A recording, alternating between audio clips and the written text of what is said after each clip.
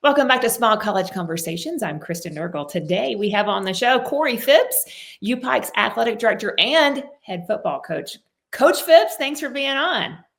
Absolutely. We appreciate the opportunity to showcase the University of Pikeville in the mountains of Eastern Kentucky today with you, and hope that we can bring some value to your platform and what you're doing. We appreciate it. Oh, without question. Okay, you're the head football coach, and just over a year ago also took over as the director of athletics.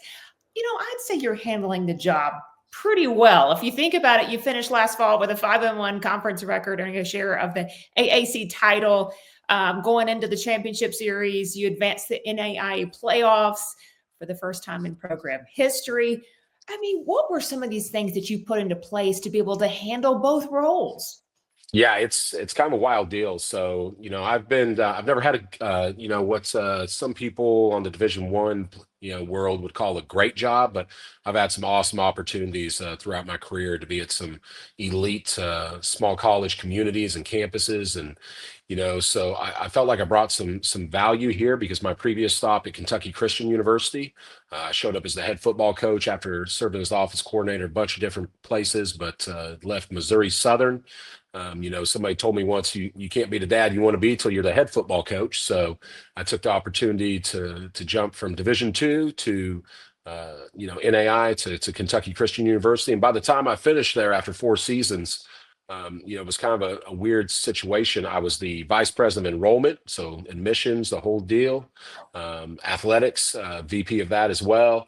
I was the athletic director, the head football coach, the offensive coordinator, and we had a great spring season. We decided in the COVID year that we were going to play a spring season in the NAI, and we went 6-2 in that spring season.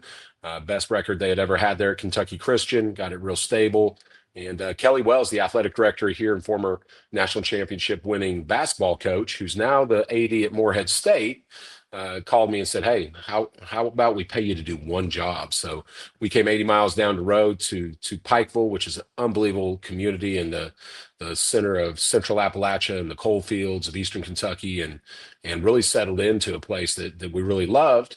And then Kelly broke up with me and took the Morehead State job. And so I was on the committee, and we did a search, and we looked at some people, and they just weren't quite the fit. So I was out in California recruiting those junior colleges, and all of a sudden the president of the largest bank in town calls me and says, your president and provost have been by to visit about you, and the mayor and the city manager did the same, and the chief of police and the head of the fire department. And all of a sudden I said, I might end up being the athletic director here, it sounds like. So they circled back to me and said, "Hey, we'd love you to give up football."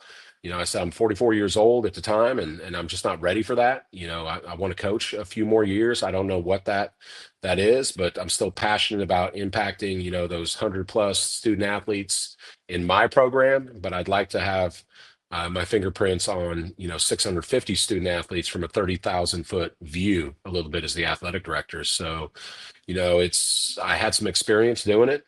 So I think my coaching staff came with me from Kentucky Christian. I brought 5 full-time assistants. I said, "Guys, you remember what this looks like. You're gonna have to take on a larger role in the department and running some day-to-day operations." And then, I've got a great team here. Our president, Dr. Burton Webb, our provost, Dr. Lori Worth, our CFO, who I report to, Barry Bentley, gives me great support. But then right in the trenches with me, I really don't look like anybody works for me. I'm just the lead coach in the department. And I've got an assistant athletic director, Bradley Yoder, additional assistant athletic director, and Robert Staggs, who do a great job. Our senior women's leader in the NAI, Lauren Curley. I've got a lot of great folks that work in and around me, and an administrative assistant, Tyler Carter. And I'm name dropping here because these people really carry a lot of the load for me. And so those folks really help me to set up a structure where not everybody reports to me. I'm the athletic director, but some of my assistant ADs have a set of reports of those 26 sports. And and when things get to the point they need to get to my desk, they do. But we're real efficient on how we staff, and I'm a little bit ADHD, and the more I have, or a lot, the more I have on my plate, the better I am, the less the less unproductive I am, I guess. So with that said, that's kind of the structure we have here. And we do believe that this is the ministry of small college athletics. And we do believe that it is a business model, but you get the ability to bring the mission field to your campus from all over the country and all over the world when you establish a strong athletic department. Wow, I love your perspective and I love the structure that you put into place. My question next was going to be when did you decide to go after the AD job? And you really didn't decide to go after it. It kind of came after you. Yeah, that's a little misleading. I went after it early and they said, we want a standalone AD, let's look at the marketplace, who's out there. But sometimes when you have institutional knowledge about what a place is, in 1889, Presbyterian missionaries came here and established education for the mountain children of Central Appalachia. We grew to Pikeville Collegiate Institute. We grew to Pikeville College and then the University of Pikeville. And this is not a truck stop town. This is a real place. In the 90s and 2000s, there were more millionaires per capita here than any place in the country. It was the epicenter of the coal industry. As the economies changed, there is a flourishing hospital and university here who've established a lot of great opportunities. We had a 2-term governor who became president here, Governor Paul Patton, who established a med school and an optometry school, and our current president has ran with that.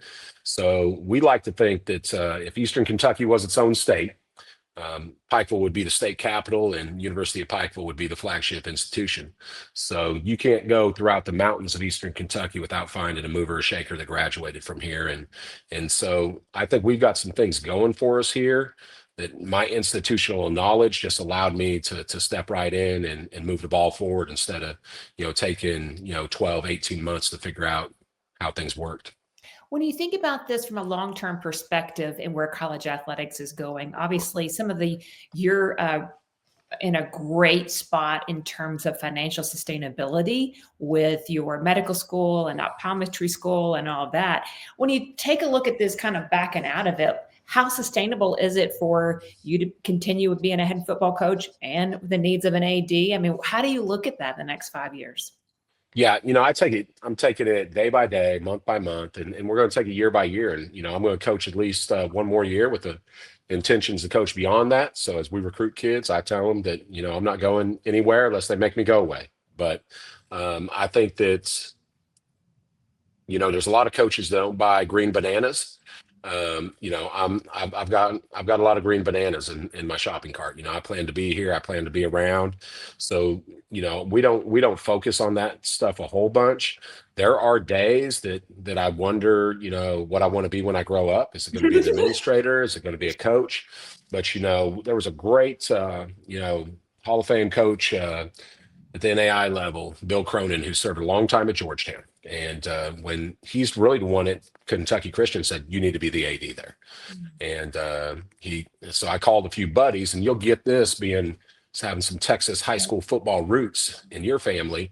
And that I called a few high school buddies. They said, listen, there's a bunch of, 3A, 4A, 5A athletic directors in East Texas that are a head football coach. And, if you can create a structure like they do to manage the day-to-day, you can do it at the small collegiate level as well. So I don't think I'm, Superman. I just try to assemble myself with people around me who are like-minded, who are about the student athlete experience, who are about graduating. Our athletic department is built on a few things, and one, it is creating tough people for tough times. You got 650 student athletes. The reality is multiples of our student athletes will hold the hand of their spouse as they exit this world, or a loved one. And are they tough enough to navigate that moment from their athletic experience? That's what we hope. Then by the numbers, there's going to be multiples of folks in our athletic department to go on with degrees that will have special needs children. Are they tough enough to stand in the gap in the moment for that child? Absolutely. And we hope that a little bit of that happens on the football field, on the basketball court, on our archery team, on our bowling team, on a bass fishing boat. We've got a lot of different sports here. So those are the things I think that small college athletics need to be centered around. I'll tell you, I'm not a fan of where big time collegiate athletics have headed. And I think it could have been a a real blend of where we're at and where it should be. But college presidents refuse to give a little. Back in the early going, we let the courts get involved, and we've let Pandora out of the box. And I fear that we've got a whole generation of big time collegiate athletes who are not going to have the skills necessary to really navigate what you and I, as a little bit older folks, understand is a tough life. So we believe there's still a place for small college athletics to create some opportunities and some skills and some tools in a toolbox for people to really rely on as they navigate through this life. Coach, got me crying a little bit. I'm a special needs mom, so it resonates with my heart here. Incredible perspective. This past season, the Bears ranked in men's basketball number 20 nationally, reached the NAIA National Tournament. Were there some things when you looked at that in investing or making some structural changes to help foster some of that support? Now, listen, Ty Compton is a standalone entity as our head men's basketball coach. He's done an outstanding job with that program. You know, that program is a very storied program. We've won national championships, had a bunch of Final Fours. You know, we are probably one of the better funded basketball programs in all the NAI in terms of our operating budgets and scholarship budgets. We're built for success there. We did move from the Mid-South Conference to the Appalachian Athletic Conference. It took him a year to kind of figure out the style of play of folks and scout him up a little bit, but he was ripping and rolling this year. And those kids did an outstanding job. He had an All-American in Bradley Bunch. He was Player of the Year. You know, I think I can't take 1 ounce of credit for what we do in basketball. I'm a big fan and enjoy watching our style of play. Our women's basketball program is dynamite too, and they do a great job. So our basketball programs are really a mainstay on the national scene. So, you know, I can't take any credit there whatsoever in terms of how they operate and what they do. And I just try to lean in and support and answer questions when I can. But those two coaches and those programs, they coach me up a bunch too. There's likely to be people that watch this interview, coaches as well as administrators, and they look at your career and go, how did he position himself to be even considered for some of these positions? You go back to the other school that you were at where it was OC, head coach, and you got into enrollment. Isn't that what you said? So Yeah. how did you get to that point doing all these things? How did you get yourself in front of those audiences? Yeah, so I don't know. I mean, it's a God thing a little bit, right? Because you know, you end up in opportunities, and you know, I grew up in a family. My dad, you know, dropped out of high school in the 9th grade, but he was a lifelong learner and an excellent example of what a man was to be. That if you got to dig a ditch for your family, you do it. If there's a need, you do it. So at Kentucky Christian University, there were some needs, and I just jumped in. So on average, right now, you know, there's a small college somewhere in the United States a week shutting down because we're at what they call the enrollment cliff. There's fewer students to recruit right now than any other time in kind of modern higher education American history.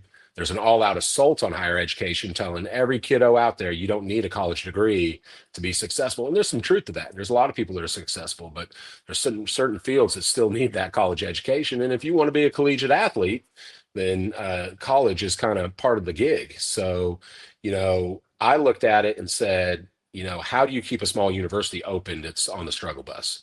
And how do we grow enrollment? And, you know, I looked at some of the best numbers driven, you know, athletic departments around the country. And I will tell you what I do is a lot different than what Mitch Barnett's doing at the University of Kentucky today. Okay. What I do is in a lot of ways closer to what a high school athletic director in South Georgia is doing today, or in South Texas there near El Paso, right? But at the same time, we got to drive net tuition revenue in the business model to pay the bills. And so as partial scholarship programs, you know, we give a little bit of money, we collect a little bit of revenue, and it helps balance the budget. And so, you know, those things were important to me, but I've always been a big picture person, you know, and I think you get a lot of football coaches who just want football to be successful. You get basketball coaches that want the same. And so I try to put myself in a place where how do I keep the doors open? And that's not necessarily what I have to do here at the University of Pikeville, but other places I've been. How do you keep the doors open to keep the health insurance for, you know, the night security guy or the lady in housekeeping who's keeping everything clean and fresh on campus? You know, those people are important. I'm no more important than anybody on this campus. And we try to keep that approach that, the ecosystem needs to be healthy. It needs to run smoothly. And when there's hiccups, we find solutions.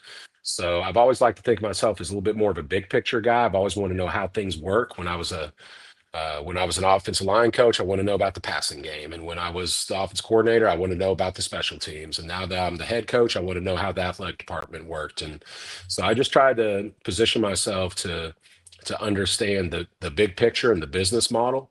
And everybody's got a business model. At the University of Kentucky today, they've got a med school and a hospital system that helps pay the bills, and they're paying a bunch of sub MBA players a bunch of money. But here at the University of Pikeville, our business model is, much more to create, these people are going to go out into the workforce, not just here in Central Appalachia, but all over the country. So, every place is unique, whether it's a super conservative faith-based place I've been, a petroleum engineering school like Montana Tech I've been at. You just, I think you really lend yourself to get in front of those audiences, as you said, if you're just a big picture person. Wow, very well stated. Okay, let's talk about a big picture project. How about the Bear Mountain Project, a 220-acre space that'll be home for all athletic facilities? You've received $8 million in state funding towards the project. So what's the latest? Tell us all about it. Yeah, so we've been landlocked here for 20 plus years of football, here in the mountains, and shared a city stadium at that the high school shares here, here at Hambly Stadium. Then we share a big arena that brings everything from the WWE to Jack Harlow to the Doobie Brothers and monster trucks here for basketball in town. So we really have a good relationship with our city in terms of using those facilities. But the reality of the deal is that we wanted our own place. So for years and years, our president, Dr. Burton Webb, looked for a location on Google Maps, and he found an old mountaintop removal coal mine just a couple miles from campus, almost adjacent to our current practice situation in football and soccer. And he bought initially the 230 acres. It's really about another 100 acres, about 330. It'll be a complete outdoor campus when the last 3 to 4 phases of the project are done. We announced that a couple years ago. We purchased that. We've got $8.7 million from the state of Kentucky, and we appreciate Governor Andy Beshear and what he's done and his belief in what it's going to bring to the mountains of Eastern Kentucky. And we've got another $5 million from Congressman Hal Rogers' office. He pointed us in a direction for a reclamation fund to clean up coal mines. So it's going to be a great project and of Appalachian ingenuity of how to repurpose, a space. So, we will have a football soccer combination there. We will have, in addition to that, a standalone turf baseball stadium and softball stadium and track and field. And we think it's going to bring a lot of things to the community. We've raised in the neighborhood of $20 million on that project. Who knows what that project will eventually cost? I think the first phase probably be, somewhere to $33-35 million. That $8.7 million will pretty much get all the infrastructure we need. So we're currently at about 90-95% of engineering by the state, because it will be a city and county road. So we're waiting for that to go out on bid this summer, and then we will concurrently start to build the stadium project with it. And there's a lot of really proud Eastern Kentuckians who have invested and who see that this is going to be more than just something for the University of Pikeville. Our 650 student athletes will be a part of that. But the reality is, and I'm not trying to tug on your heartstrings again, but my dream is that as a father of 3 daughters, that, that big video scoreboard, we're going to end up with some, daddy-daughter nights out on the middle of the field with blankets. We also want to hub and center the Special Olympics here in Eastern Kentucky for the first time, and do a lot of regional competitions and camps and different things. And it sits up on this beautiful mountaintop that we very much hope, as the mountains turn UPike orange in the fall, that there's some mothers and fathers there watching their kids in the marching band and the dance team and the cheer team and soccer and football, and then beyond to those other sports we talked about, and say, you know what, our kids leaving here with a degree, but leaving here with some experiences they're going to serve them well as they go into their chosen vocation. So there's a lot of things to be proud of on that project. It's going to start speeding up here pretty rapidly. We've looked at all the renderings and all the different things and CADs, and it's pretty exciting to be a part of that. And we've got a great team led by our CFO Barry Bentley, who's working through those documents now. Wow. An incredible vision. Just, I can't say enough about your perspective on this. It's beautiful. Having to work with obviously the legislative side of things, the government side of things, county roads, that's a lot of moving parts. How much time do you spend maybe on a weekly basis? How do you work through all this infrastructure? Well, not as much as you think. We've got a great team of architects and people connected to the university and folks, and our board and our Chairman Dotson, and some of those board members who are involved in this project. So there's a lot of folks. It's not like I'm sitting there scouring over blueprints, and we're still in the infancy. It's going to get a little bit more nitty gritty for me to be involved in some things, but I think the biggest thing for me is just to be on our road with our advancement team, a little bit at alumni events and different things. Got a chance to go to Churchill Downs on some of the pre-derby races and meet some folks and do some of those things. And we had a great donor on campus this last Saturday who we took for commencement, that we took up there and pitched a vision to her. But also to not just be involved in that project, but we're starting a dental school. Got a $25 million gift from the Tanner family from Ashland, Kentucky. They said, our dad was great at making money, not very good at giving it away. Where can we give it? And they said, let's look at the University of Pikeville. So, we rank 49th out of 50 in access to dental health care in the state of Kentucky, or in the United States. So we're bringing a dental school that we're raising money for as well at the same time, that's going to transform the state and the region in terms of those access. Our med school leads the nation in placement in rural healthcare in America. So, we're hoping that some of those things we do that are really cool and really serviceable to the region and to the country are going to bring dividends to our athletic facilities too, and people are going to help us with those things, and they are. So really got to give credit to Chris McCoy and Laura Dameron and our advancement team, and and our provost, Dr. Lori Worth, and they're the ones really raising the money. I just get to come in and schmooze some people and eat a steak and put on some grown-up clothes for an evening. How much of your time is with fundraising? Is it a lot of time? It's not as much as you think. A lot of the corporate sponsorship pieces and the different things in the community. We've had some good success this year, so raising money for conference championship rings and things of that nature. We've got great operating budgets and capital budgets versus some other places I've been. Very much that everybody stays in their wheelhouse here, in their lane at the University of Pikeville. And then when you're asked to put the blinker on and cross into the lane and add something to it, then that's what you do. So the advancement piece is not a huge portion of what we do. There's a lot of places that have to fundraise money just to buy t-shirts for their teams. That's not what we're about here. But that's also because we've got some great resources in terms of how we operate here in an alternate business model. If you look at the schools that are really thriving right now at the small college level, they have an alternate business model, a different revenue stream. It's not just all the undergraduate experience. It's the online piece at some places, or it's the professional school piece like it is here. So that's kind of trickle down academics for us. We get the opportunity to really get some resources for our kids in terms of academic support and different things because of those big pieces like the med school. So our kids reap the benefits of that. And if you look at it, our department GPA for 650 student athletes last year was a 3.44. I just got grades today. I haven't calculated the new one, but I bet it's equally as great. Every single one of our 26 sports in the fall had a 3.0 or higher. Even football had a 3.2. And, us football guys are notorious for being knuckleheads in the classroom. So, but if you look at what you're talking about. That's right. You look at my transcripts, I had a really good time in undergrad, so I can't get on to the guys sometimes, but there's just some really dynamic things here in terms of how we operate and who we are. And when I start looking at other opportunities and I visit with people and they tell me about their resources, I go, man, the grass is not always greener. And if it is, it might be because that person was watering that grass. If you water your own dang grass, you're going to be okay. And so, I've got no delusions of grandeur to chase some big Division I opportunity. If it happens, it happens. But to be at the University of Pikeville at this moment in this space and to watch what we're doing is a lot of fun. Wow. Okay. Biggest challenges right now on your plate? Man, that's sometimes the biggest challenges on my plate are three little girls who are 15, 11, and 8. or 11 and 9. See, I can't keep their ages straight, but so I try to keep those challenges in perspective.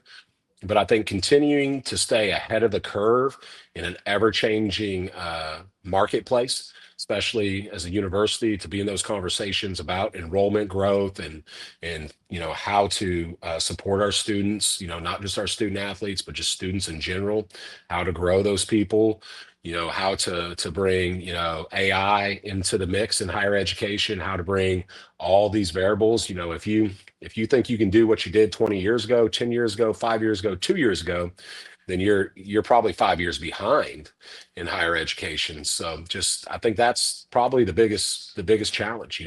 It's not how to run, the inside zone or the power play or how to run a blitz on defense for us around here. It's how do we grow with the mental health needs of our student athletes?